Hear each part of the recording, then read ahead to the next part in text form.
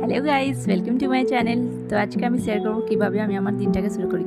তো ঘুম থেকে উঠেই আমি সবথেকে প্রথমে আমার থাইরয়েড ওষুধ নিয়ে নিই। থাইরয়েড ওষুধ নেওয়ার পর আমি 1 ঘন্টা যোগা করব। আমি অনলাইন ক্লাস করি যোগা।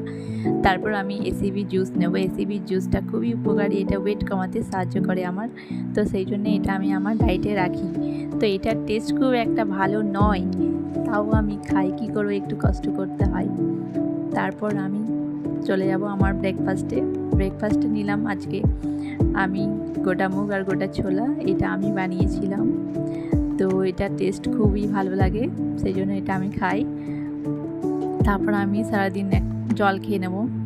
জল খেয়ে নেওয়ার পর মিড মর্নিংয়ে আমি নিয়ে নেব একটা গোটা আপেল খেয়ে নেওয়ার পর তারপর আমি চলে যাবো আমার লাঞ্চ করি 1টার সময়। তো লাঞ্চ করে নেওয়ার পর ফ্যাবের এটা 18 গ্রাম প্রোটিন পেয়ে যাই, এটা আমি আমার 18 গ্রাম প্রোটিন পেয়ে যাই। এটা টেস্টি খুবই খেতে, এটা নো সুগার, এটা তোমরা তোমার ডায়েটে রাখতে পারো।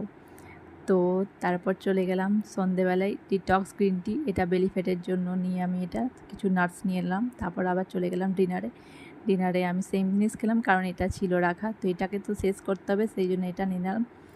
তারপর আমি ঘুমোতে যাওয়ার সময় 1 কাপ দুধ খেয়ে নিলাম।